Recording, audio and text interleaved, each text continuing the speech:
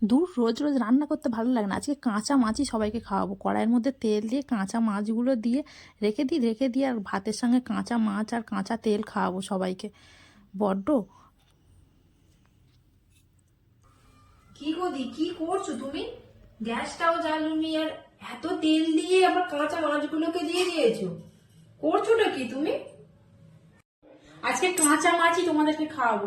রোজ রোজ রান্না করতে আমার ভালো লাগে না।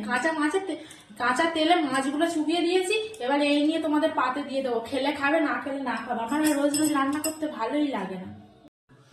ইস বাবা, এই কাঁচা মাছ আমি খাবো না। এমনিতে মাছ খাই না, আবার এই তেলের মধ্যে নাকি কাঁচা মাছগুলো দিয়ে দিয়েছে। তোমরাই খাও, আমি মাছ খাবো না বাবা। আরে না না, দেখোই না আজকে রান্নার রেসিপিটা অন্যরকম করে মাছটা করব। রোজ রোজ একঘেয়ে রান্না আর ভালো লাগে না, তাই ভাবলাম আজকে নতুন কিছু করে তোমাদেরকে খাওয়াই। খেয়ে বলবে কেমন হয়েছে। আর আপনাদেরও যদি ভালো লাগে লাইক কমেন্ট শেয়ার করতে কিন্তু ভুলবেন না। আর অবশ্যই বাড়িতে ট্রাই করে দেখবেন। তাহলে দেখুন আজকে রেসিপিটা। প্রথমে কিন্তু গ্যাসটা জ্বালাবেন না। প্রথমে কড়াইয়ের মধ্যে কাঁচা সর্ষের তেলটা দেবেন, দিয়ে মাছগুলো এভাবে দেবেন। মাছে কিন্তু নুন, আগে থেকে হলুদ কোনো কিছুই মাখায়নি। দেখুন ফ্রেশ ধোয়া মাছ তেলের মধ্যে দিয়ে দিয়েছি। আর এই রান্নাটা করতে গেলে কিন্তু অবশ্যই বেশি করেই তেল দিতে হবে। আপনারা ভাবছেন যে কম তেলে করবেন, কিন্তু হবে না। এই রেসিপিটাই এরকম। তার মধ্যে মাছগুলো দেওয়ার পরে আদা রসুন পেস্ট, ওর সাথে কিন্তু পেঁয়াজও পেস্ট করা আছে। আদা রসুন পেঁয়াজ একসঙ্গে পেস্ট করে লঙ্কা হলুদ নুন সব দিয়ে, আর এই টমেটোগুলো লম্বা লম্বা করে কাটা ছিল সেগুলোও দিয়ে দিলাম। দিয়ে সব কিছু দিয়ে এইভাবে ভালো করে মিক্স করতে হবে। হাত দিয়ে মিক্স করে নেবেন। নেওয়ার পরে সামান্য পরিমাণে, আমরা যেহেতু বাঙালি আর ঘটি, আমাদের তো সব কিছু রান্নাতেই হচ্ছে চিনি স্পেশাল, একটু সামান্য চিনিও দিতে পারেন, নাও চিনিটা অ্যাভয়েড করতে পারেন। যারা একটু বেশি ঝাল খেতে পছন্দ করেন একটু বেশি ঝালও দিতে পারেন। ঝাল দিলে কিন্তু আরও টেস্টি হবে। যেহেতু সবাই খাবে, সবাই ঝাল খায় না, তাই ঝালটা কমই দিয়েছি।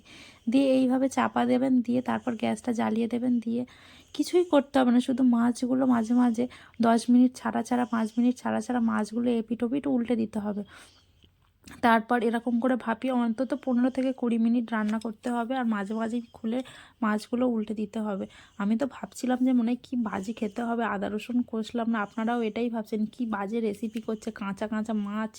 আর তারপরে ধনেপাতা কুচিয়ে দিয়ে একটু গরম মশলা ছড়িয়ে দিয়েছি। দিয়ে আবার একটু চাপা দিয়ে গ্যাসটা কিছুক্ষণ পরে অফ করে দিয়ে ঢেলে দিয়েছি। মাছটা দেখতে কিন্তু দারুণ হয়েছে।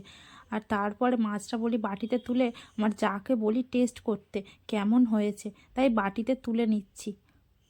জানি না কেমন হয়েছে, ফার্স্ট টাইম ট্রাই করলাম। দাঁড়াও মেঘাকে ডাকি, কেমন হয়েছে ওকে খেয়ে বলতে বলি। দেখতে কিন্তু হেভি লাগছে, দেখো হেভি লাগছে দেখতে। খেয়ে বলো ভালো হয়েছে না খারাপ হয়েছে।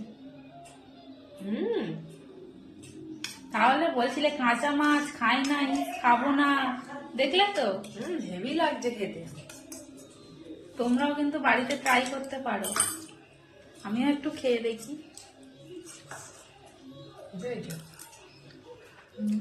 বেশ নরম নরম, বেশ টেস্টি। তোমরাও কিন্তু বাড়িতে ট্রাই করতে পারো এই রেসিপিটা।